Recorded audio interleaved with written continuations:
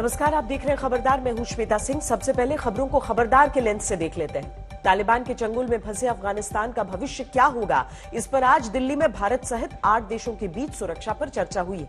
इस मीटिंग में भारत के एनएसए अजीत डोभाल सहित 8 देशों के राष्ट्रीय सुरक्षा सलाहकार शामिल थे। नोट करने वाली बात यह है कि जिस दिल्ली डायलॉग में रूस और ईरान भी शामिल हुए, उसमें शामिल होने से पाकिस्तान और चीन क्यों घबरा गए और कैसे दोनों एक्सपोज हो गए। चीन और पाकिस्तान के तालिबान प्रेम को आज समझना होगा, क्योंकि यह राष्ट्रीय सुरक्षा से जुड़ा विषय है। वैसे आज इन दोनों देशों के रिश्ते से जुड़ा एक और सवाल यह है कि चीन ने पाकिस्तान को 2600 करोड़ रुपए की कीमत वाला एक एडवांस वॉरशिप क्यों दिया? क्या इसमें भारत को टक्कर देने की रणनीति है, या फिर पाकिस्तान ने जिनपिंग का समुद्री सेवक बनकर चीन के मालवाहक जहाजों के लिए जागते रहो वाली ड्यूटी करने का मन बना लिया है? ये देखना होगा। वैसे भारत की शक्तिमान नौसेना के सामने इस एडवांस वॉरशिप की हालत बहुत खराब हो जाएगी, क्योंकि चाइनीज वस्तुओं की कोई गारंटी नहीं होती। एक बड़ी खबर कनाडा से आई है। वहां की 70 साल की एक महिला को क्लाइमेट चेंज यानी जलवायु परिवर्तन का पहला मरीज माना जा रहा है। ऐसा पहली बार हुआ कि डॉक्टर्स ने जो दवाई की पर्ची लिखी, उसमें मरीज की मर्ज को यानी कि डायग्नोसिस डिटेल्स में क्लाइमेट चेंज शब्द का इस्तेमाल किया। इस महिला पर जलवायु परिवर्तन का असर कैसे पड़ा, आगे बताएंगे। वैसे जलवायु परिवर्तन के मुद्दे से जुड़ी एक तस्वीर छठ के पर्व पर ट्रेंड कर रही है। 11,000 की आबादी वाले देश तुवालू के विदेश मंत्री ने 5 नवंबर को समुद्र में खड़े होकर जलवायु परिवर्तन के विषय पर भाषण दिया था। वो तस्वीर प्रकृति की रक्षा के संदेश के साथ बड़े पैमाने पर शेयर की जा रही है। आपको बता दें कि यह द्वीप जलवायु परिवर्तन की स्थिति में डूब सकता है। इसीलिए यहां की सरकार डूबने की स्थिति में अपने देश पर अपने अधिकार को अंतर्राष्ट्रीय कानूनों की मदद से बचाने के लिए दुनिया को संदेश दे रही है। इस तस्वीर में भी राष्ट्रवाद की भावना दिख रही है। और शुरू में ही आपको एक्स्ट्रा खबरदार कर देते हैं। पुर्तगाल में नए श्रम कानून बने हैं, जिनके तहत ऑफिस के घंटे शुरू होने से पहले या बाद में अपने कर्मचारियों को काम के लिए फोन, मैसेज या ईमेल करने वाले बॉस को सजा मिलेगी। इस कानून के तहत वर्क फ्रॉम होम के दौरान कंपनियों को बिजली और इंटरनेट के खर्चों का भुगतान भी करना होगा। लेकिन ये पुर्तगाल का नियम है, हिंदुस्तान का नहीं, इसलिए बहुत ज्यादा खुश होने की जरूरत नहीं। लेकिन खबरदार की शुरुआत अब हम एक ऐसे मुद्दे से कर रहे हैं जिसको लेकर चीन और पाकिस्तान की नीति और नीयत एक बार फिर बेनकाब हो गई है। यह मुद्दा है अफगानिस्तान में तालिबानी सत्ता, जिसके भविष्य को लेकर आज नई दिल्ली में भारत समेत 8 देशों के राष्ट्रीय सुरक्षा सलाहकार यानी एनएसएज की मीटिंग हुई। इस मीटिंग का नाम Delhi regional security on Afghanistan रखा गया। इस मीटिंग की अध्यक्षता भारत के एनएसए अजीत डोभाल ने की, जिसके लिए भारत आए 7 देशों के एनएसएज ने प्रधानमंत्री नरेंद्र मोदी से भी औपचारिक मुलाकात की है। अफगानिस्तान के मसले पर ऐसी ही 2 बैठकें हो चुकी हैं। सितंबर 2018 और दिसंबर 2019 के बाद इस तीसरी बैठक की मेजबानी भारत ने की। इस बैठक का एजेंडा क्या था और भारत के लिए इसके क्या मायने हैं, आज हम इसे विस्तार से समझने की कोशिश करेंगे। जैसा कि इस मीटिंग के नाम से ही जाहिर है, इसका मकसद तालिबानी सरकार बनने के बाद अफगानिस्तान के हालात और पूरे क्षेत्र, पूरे रीजन में सुरक्षा की चुनौतियों पर मंथन करना था। इस मीटिंग में अफगानिस्तान के बॉर्डर शेयर करने वाले मध्य एशियाई देश तजाकिस्तान, किर्गिस्तान, कजाकिस्तान, उज्बेकिस्तान और तुर्कमेनिस्तान के एनएसए शामिल हुए। साथ ही रूस और ईरान ने भी अपने एनएसए को भारत भेजा। लेकिन बैठक में पाकिस्तान और चीन ने शामिल होने से पहले ही इनकार कर दिया था। चीन ने तो यह कहकर मना किया था कि उसके पास बैठक में शामिल होने का वक्त नहीं है। तालिबान राज के करीब 3 महीने बाद अफगानिस्तान से सुरक्षा के मसले पर 8 देशों की इस महत्वपूर्ण मीटिंग की 5 बड़ी वजह है। पहली, तालिबान के कब्जे के बाद अफगानिस्तान में बढ़ता आतंकवाद। दूसरी, पूरे रीजन में पांव पसारता उग्रवाद और कट्टरपंथ। तीसरी, तालिबान के आने के बाद शुरू हुआ अफगानिस्तान से माइग्रेशन यानी अन्य देशों में पलायन। चौथी, तालिबान राज में ड्रग्स का उत्पादन और इंटरनेशनल तस्करी। और 5वीं, अमेरिकी और नेटो देशों की तरफ से अफगानिस्तान में छोड़े गए हथियारों से खतरा। ये वो चिंताएं हैं जिनका खतरा सिर्फ अफगानिस्तान तक सीमित नहीं है, बल्कि अफगानिस्तान से बॉर्डर शेयर करने वाले और अफगानिस्तान से जुड़े हर देश की चिंता है, जिस पर चर्चा के लिए भारत की अध्यक्षता में ये अहम मीटिंग हुई। Excellencies, this is the 3rd meeting of the process that was initiated by Iran in 2018. We had the 2nd meeting there as well. We are grateful to Iran for that. It's a privilege for India to host the dialogue today with participation of all the Central Asian countries and Russia, who were the initiator of the idea. We are meeting today to discuss matters relating to Afghanistan. We all have been keenly watching the developments in that country. These have important implications not only for the people of Afghanistan, but also for its neighbors and the region.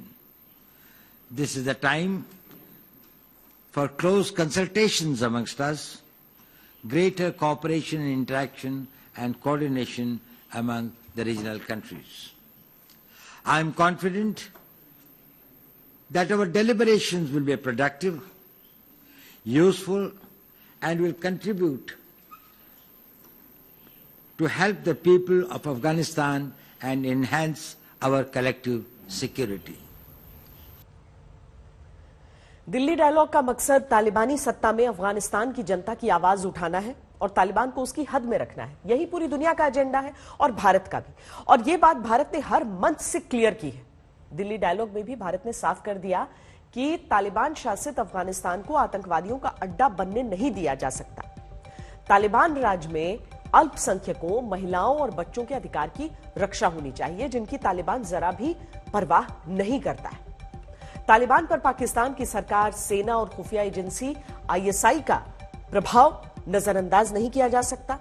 Pakistan को अफगानिस्तान की जमीन का इस्तेमाल भारत के खिलाफ नहीं करने दिया जाएगा। इस मीटिंग में शामिल हुए सभी 7 देशों के प्रतिनिधियों ने भारत के सुर में सुर मिलाया और यह माना कि यह अफगानिस्तान के क्षेत्रीय देशों के बीच सहयोग बढ़ाने का वक्त है। तुर्कमेनिस्तान ने कहा कि इस बैठक के जरिए हम अफगानिस्तान में बने मौजूदा हालातों का समाधान निकाल सकते हैं और इलाके में शांति ला सकते हैं। रूस ने कहा कि अफगानिस्तान के मुद्दे को सुलझाने में ऐसी मीटिंग से मदद मिलेगी। अफगानिस्तान में शांति स्थापित करने के लिए हमें कोशिशें करनी चाहिए। किर्गिस्तान ने कहा कि अफगानिस्तान में आतंकी संगठन एक्टिव हो रहे हैं, हमें अफगानिस्तान के लोगों की मदद करनी चाहिए। तजिकिस्तान ने कहा कि अफगानिस्तान में जैसे हालात हैं, इससे मादक पदार्थों की तस्करी और आतंकवाद के लिए जो आशंकाएं हैं वो पैदा होती हैं। ईरान ने कहा कि तालिबानी सत्ता में एक बड़ा प्रवासी संकट खड़ा हो गया है। अफगानिस्तान के सभी समूहों के लोगों को सरकार में शामिल करके ही इस परेशानी का हल निकाला जा सकता है। कजाकिस्तान ने मीटिंग में अफगानिस्तान के लोगों की बिगड़ती सामाजिक और आर्थिक स्थिति पर चिंता जताई है और उज्बेकिस्तान ने भी अफगानिस्तान और इस क्षेत्र में पूरी तरह से शांति बहाल करने के लिए एक सामूहिक समाधान खोजने की जरूरत महसूस की है। अफगानिस्तान के मुद्दे पर इतनी अहम मीटिंग से पाकिस्तान और चीन ने दूरी बनाकर एक बार फिर दुनिया को बता दिया कि तालिबानी सत्ता से उसकी कितनी नजदीकियां हैं। वरना जिस मीटिंग में अफगानिस्तान की जनता के हक में आवाज उठाने के लिए चीन और पाकिस्तान को आना चाहिए था, उससे गायब रहने का क्या मकसद हो सकता है, सिवाय इसके कि चीन और पाकिस्तान को तालिबानी सत्ता से मतलब है। आम अफगानिस्तान से उसका कोई लेना देना नहीं है।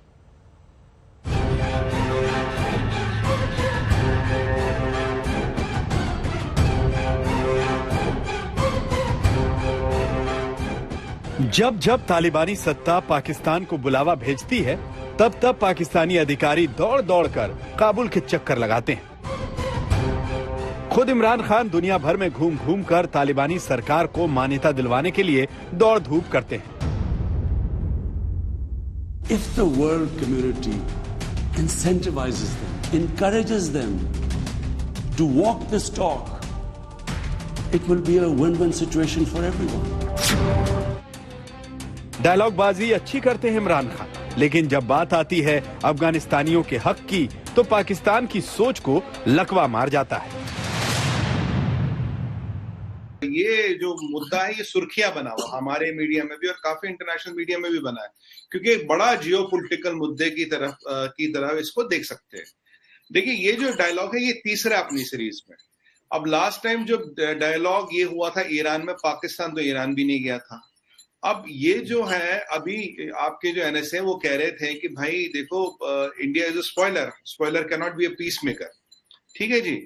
अब सवाल ये आता है जब रशिया आ रहा है, ठीक है जी, जब रशिया आ रहा है, जब ईरान आ रहा है, जब उज्बेकिस्तान, ताजिकिस्तान, किर्गिस्तान, ये सारे जो 5 कंट्रीज है जो इन्वाइटेड थे वो आ रहे हैं। सबसे ज्यादा कंट्रीज अगर किसी इस डायलॉग में आई है सीरीज में, अभी आई है। ठीक है सर। तो ये जब आ रहा है, इसमें पहले पाकिस्तान मना कर रहा है, फिर चाइना ये कहता है जी मेरा कुछ और व्हाट यू कॉल उर्दू में क्या कहते हैं, आई एम बिजी। जिस दिल्ली डायलॉग से चीन और पाकिस्तान को अफगानिस्तान के लोगों की आवाज उठानी चाहिए थी, वहां आने के बजाय पाकिस्तानी एनएसए सिर्फ डायलॉग मारकर कन्नी काट गए। मैं नहीं जाऊंगा जी, मैं नहीं जाऊंगा। एक स्पॉइलर जो है वो पीस मेकर बनने की कोशिश नहीं कर सकता। पाकिस्तान के एनएसए एक डायलॉग बोलकर निकल तो गए, लेकिन अफगानिस्तान को स्पॉइल यानी बर्बाद करने में पाकिस्तान का रोल दुनिया जानती है। ये पाकिस्तान ही है जिसके प्रॉक्सी बनकर हक्कानी आतंकवादी तालिबानी सत्ता के शीर्ष पदों पर काबिज है। ये पाकिस्तान ही है जिसने तालिबान की मदद के लिए कश्मीर के आतंकवादियों को अफगानिस्तान में शिफ्ट किया। ये पाकिस्तान ही है जिसने तालिबानी नेताओं की आवभगत में कोई कोर कसर नहीं छोड़ी। तो जिस पाकिस्तान के लिए तालिबान इतना अजीज हो, उस तालिबान को नाराज करके पाकिस्तान अफगानिस्तान की जनता की आवाज भला कैसे उठा सकता था? अगर आप अफगानी लोगों का भला चाहते हैं, अब तालिबान को छोड़िए, तालिबान को हम रिकॉग्नाइज नहीं करते। अब अफगान में जो कॉमन रहने वाला बच्चा है, बुढ़ा है, औरत है, लेडी, अगर आप उसका भला चाहते हैं तो एक डायलॉग यहाँ हो रहा है, सब कंट्री आ रही है, आपको आना चाहिए। आप नहीं आ रहे केवल एक अपने रीजनल सिक्योरिटी इश्यूज के कारण, अपने एक रीजनल जो आपका तालिबान से इक्वेशन है उसके कारण। मुझे बताइए चीमा साहब, भारत कह रहा ऑन रिकॉर्ड 50,000 मेट्रिक टन हमें वीट भेजना through Attari Wagah Attari border to Afghanistan, उसकी परमिशन क्यों नहीं दे रहे? चलो यहां नहीं आए। तो पाकिस्तान का ना आना उसकी राजनीतिक मजबूरी है, उसकी पॉलिटिकल इंक्लिनेशन है। उन्हें अफगानिस्तान के लोगों से या जो common person on the ground है उससे कोई लेना देना नहीं। अगर होता तो फूड एड नहीं रोकते, अगर होता तो इस डायलॉग में जरूर आते। और चाइना की जहां तक बात रही, आप तो जानते चीमा साहब, एनालिस्ट खुद हैं आप, कि ये जितने भी अफगानी वॉरलॉर्ड निकल गए ना बिना लड़े, इनको पैसे किसने पहुंचाए? बहुत से ऐसे हैं ना, ये दोस्तुम खान वगैरह जिन्होंने ये गोली नहीं चलाई और भाग गए ताजिकिस्तान, तो इनको पैसे देने वाला कौन है? सबसे पहले चाइना कहता मैं ह्यूमैनिटेरियन एड दूंगा तालिबान गवर्नमेंट को $31 मिलियन का, ठीक है। पर जब डिस्कशन होता है, डायलॉग होता है, कहता है जी हम तो बिजी हैं। ये जो दोहरा चरित्र है ना, ये जो दोहरी राजनीति है, ये आप सिर्फ अपना पॉलिटिकल फायदा या नुकसान देख रहे हो। पाकिस्तानी एनएसए ने दिल्ली डायलॉग में आना गवारा नहीं समझा। इसकी दो वजह है। एक तो ये कि भारत को अपना दुश्मन मानता है, और दूसरा ये कि तालिबान को अपना दोस्त मानता है। तो वो ये कैसे बर्दाश्त करता है कि तालिबानी सत्ता के किसी प्रतिनिधि को दिल्ली डायलॉग में नहीं बुलाया गया? मीटिंग में सभी देशों ने एक सुर में अफगानिस्तान में मानवीय संकट के लिए तालिबान को जिम्मेदार ठहराया। सभी देशों ने अफगानिस्तान में आतंकवाद और ड्रग्स की तस्करी को रोकने का प्रण लिया। और सबसे बढ़कर ये कि जिस पाकिस्तान की निगाहों में तालिबान बसा हो, उन निगाहों से पाकिस्तान के एनएसए भारत के प्रधानमंत्री नरेंद्र मोदी से आंखें कैसे मिला पाते? पाकिस्तान और चीन की गैर मौजूदगी इस बात का संकेत है कि दोनों देश दिल्ली डायलॉग में अगर मौजूद होते तो वो जिस प्रकार से रूस, ईरान और मध्य एशियाई देश उनके सवाल करते, वो उन सवालों के जवाब ना दे पाते। वो सब जानते हैं कि आतंकवाद का गढ़ पाकिस्तान है, और पाकिस्तान ने हक्कानी नेटवर्क के द्वारा जिस तरीके से उन्होंने सोचा था कि अफगानिस्तान को वो अपना प्रोटेक्टरेट बना लेंगे, वो भी ना हो सका। तालिबान भी अफगानिस्तान में पाकिस्तान के हक्कानी नेटवर्क के साथ खुश नहीं है। तालिबानी राज में अब तक दुनिया को जो दिखाई दे रहा है, पाकिस्तान को वो नहीं दिख रहा, क्योंकि वो देखना ही नहीं चाहता कि तालिबानी लड़ाकों ने कैसे अफगानिस्तान में अपनी गुंडागर्दी का आतंक मचाया है। पाकिस्तान देखना ही नहीं चाहता कि अफगानी महिलाओं का कैसे शोषण हो रहा है। पाकिस्तान देखना ही नहीं चाहता कि अफगानिस्तान कैसे सड़कों पर लोगों को सरेआम मौत के घाट उतार रहा है। पाकिस्तान को नहीं दिखता कि कैसे अफगानिस्तान की जनता अन्न के एक एक दाने को मोहताज है। दिल्ली डायलॉग से दूरी बनाना तो बहुत छोटी सी बात है। पाकिस्तान ने तो भारत से गेहूं का स्टॉक तक अफगानिस्तान नहीं पहुंचने दिया, जिससे लाखों अफगानियों का पेट भर सकता था। अफगानिस्तान की मौजूदा हालात को देखते हुए एनएसए डोभाल के बुलावे पर रूस, ईरान जैसे कई महत्वपूर्ण देशों के राष्ट्रीय सुरक्षा सलाहकार की दिल्ली में बैठक काफी अहम रही। बैठक के बाद जो महत्वपूर्ण वक्तव्य जारी किया गया, उसमें साफ तौर पर कहा गया कि अफगानिस्तान को आतंकवाद का अड्डा नहीं बनने दिया जाएगा। इसके साथ ही वहां पर महिलाओं और अल्पसंख्यकों के अधिकारों की पूरी तरह से रक्षा होनी चाहिए। इस बैठक से साफ हो गया है कि चीन और पाकिस्तान के विरोध के बावजूद भारत अफगानिस्तान में अपनी सामरिक और राजनीतिक पकड़ लगातार बनाए रखना चाहता है। पाकिस्तान के सिर पर तो भारत से दुश्मनी का भूत सवार है, लेकिन चीन को भी तो तालिबानी राज में मलाई चखनी है। इसीलिए दिल्ली डायलॉग में उसने भी शामिल होने से इनकार कर दिया। लेकिन एक बात क्लियर है, पाकिस्तान और चीन की इन चालबाजियों को भारत चलने नहीं देगा।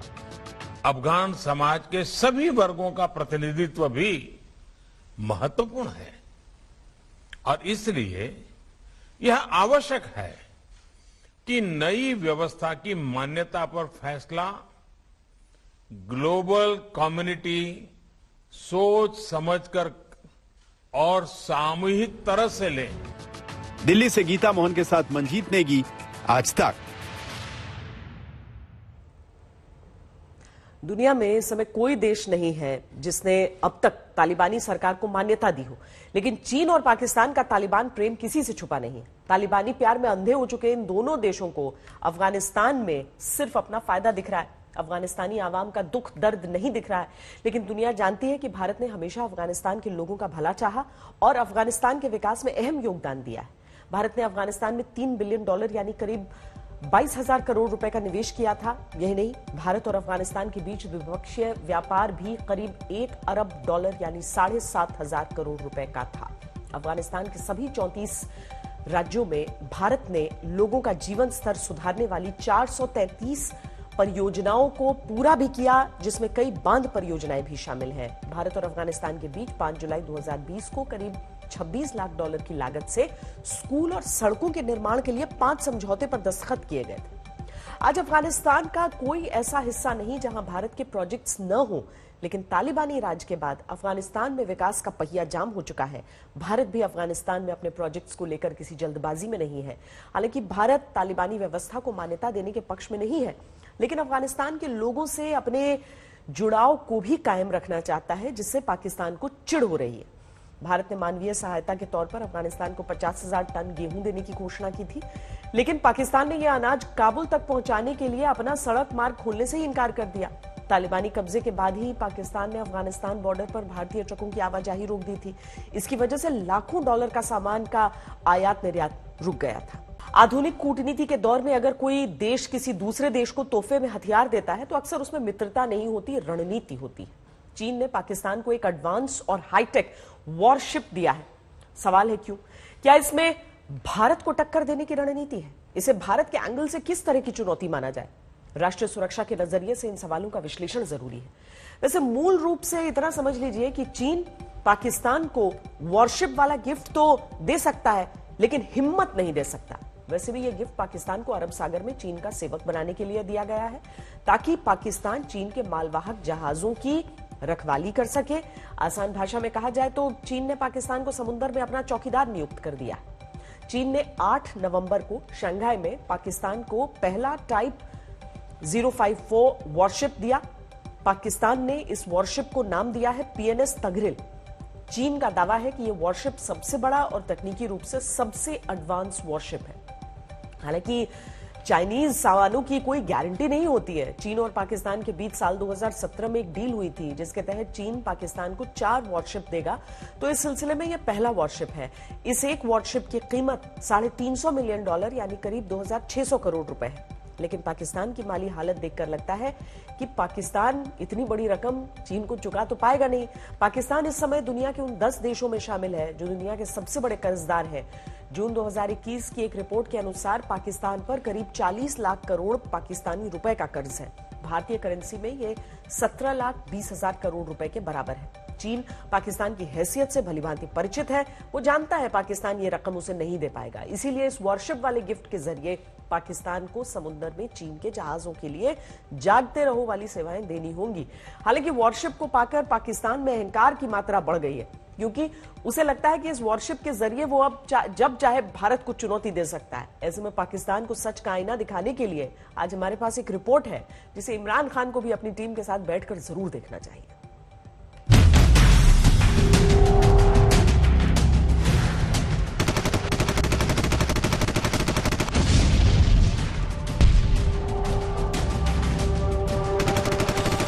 इन तस्वीरों को देखकर आजकल पाकिस्तान की अकड़ कुछ बढ़ गई है।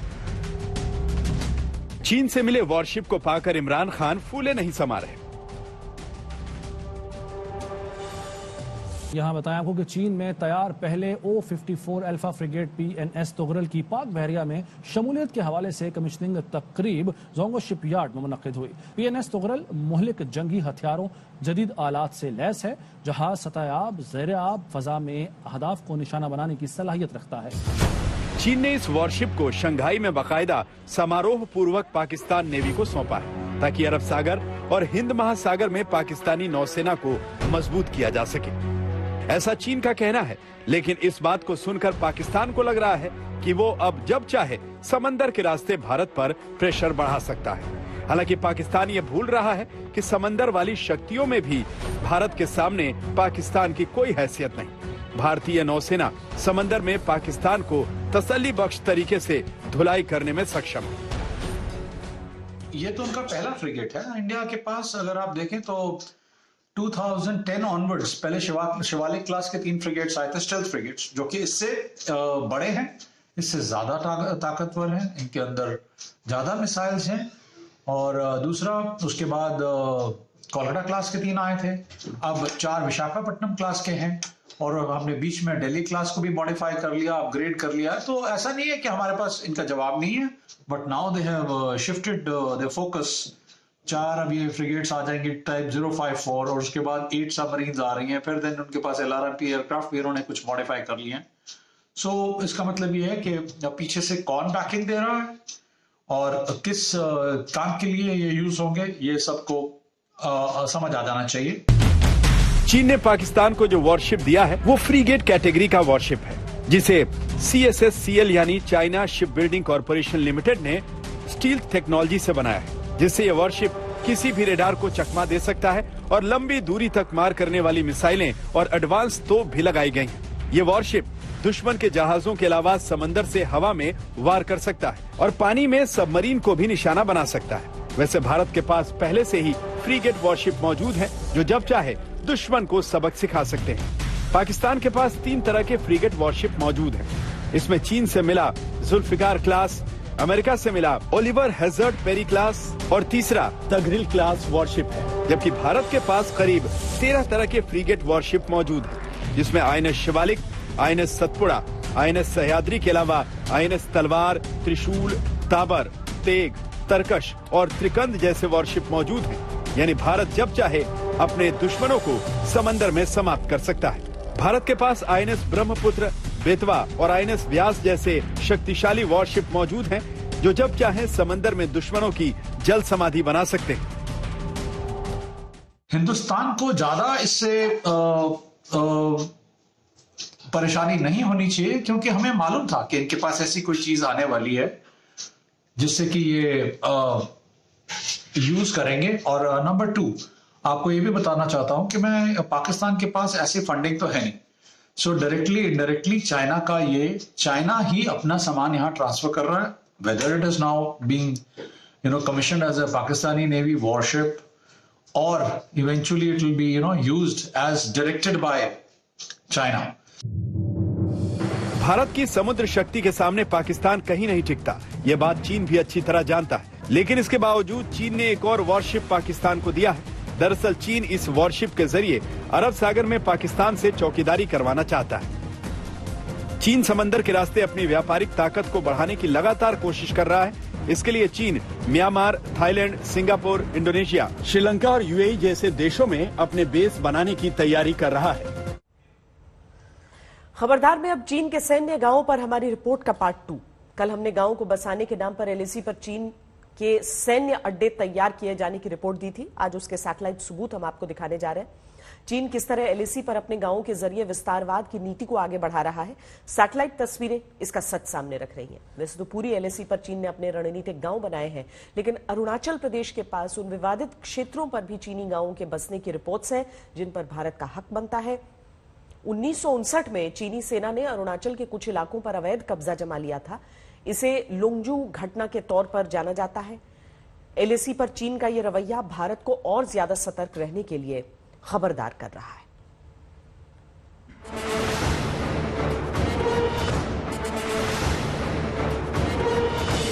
मंगलवार को चीन की विस्तारवादी ग्रामीण योजना की रिपोर्ट पर हमने आपको खबरदार किया था।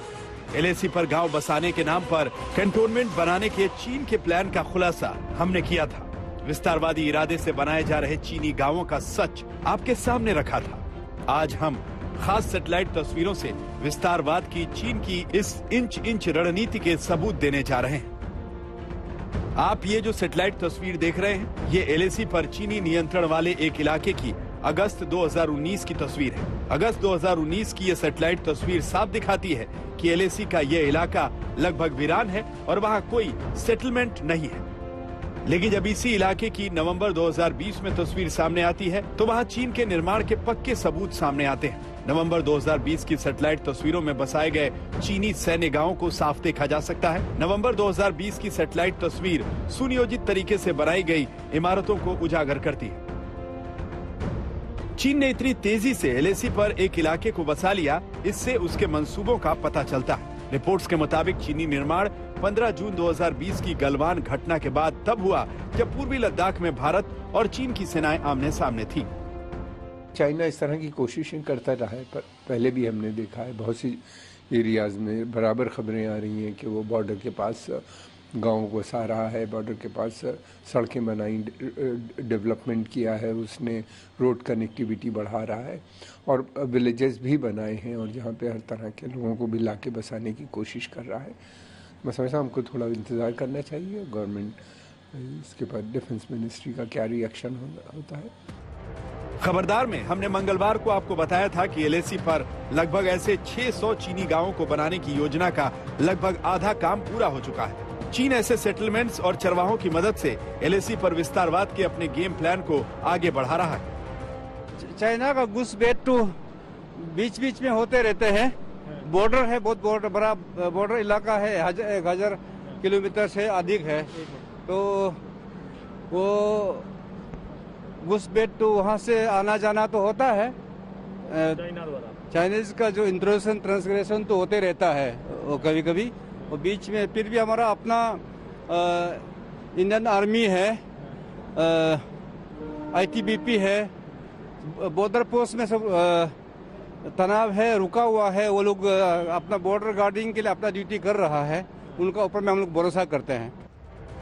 चीन की रणनीति को अमेरिकी रक्षा विभाग ने अपनी एक रिपोर्ट में साझा किया है। तिब्बत और अरुणाचल प्रदेश के पास विवादित इलाके में 100 घरों के बड़े गांव के चीनी निर्माण का जिक्र अमेरिकी रिपोर्ट में है। जाहिर तौर पर चीन एलएसी पर नए तरह के वॉरफेयर का इस्तेमाल भारत के खिलाफ कर रहा है।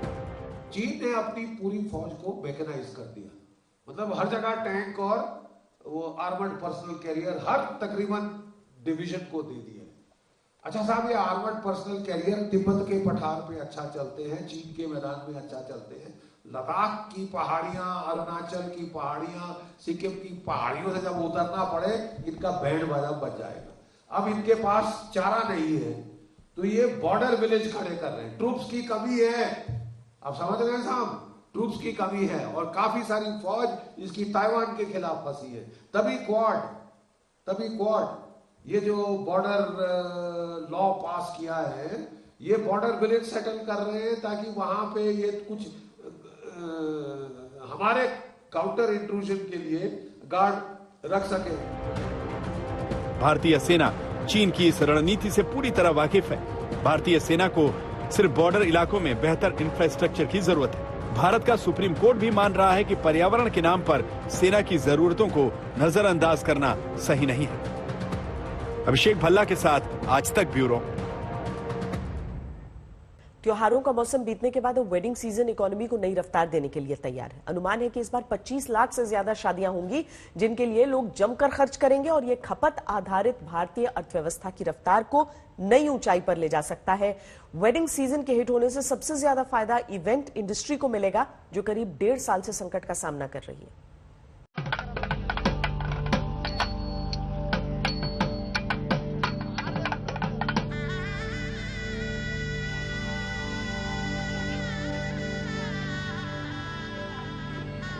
बैंड बाजा बारात का आ गया सीजन। खूब बजेगी शहनाई, खूब होगी रौनक।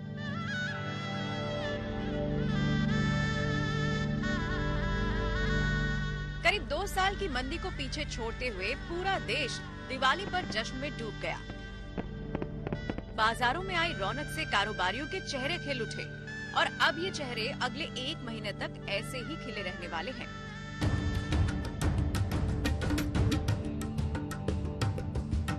शादी के सीजन के आने भर की आहट से बाजार गुलजार होने लगे हैं। Confederation of all India traders association के एक अनुमान के मुताबिक 14 नवंबर से 31 दिसंबर के बीच पूरे देश में 25 लाख शादियां होने वाली हैं, जिससे 3 लाख करोड़ के कारोबार होने की उम्मीद है।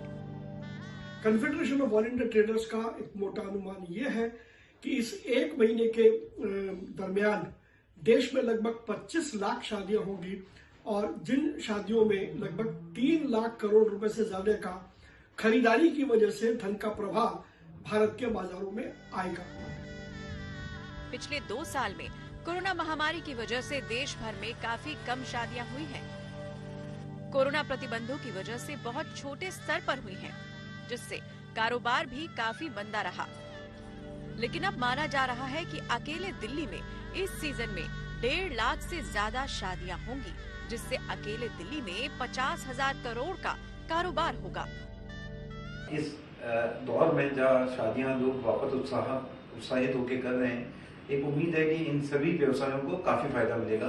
ये व्यवसाय हैं food and catering business, decoration business, automobile और यहाँ तक कि फर्नीचर व्यवसाय में भी इसका सीधा फायदा देखने को मिलेगा।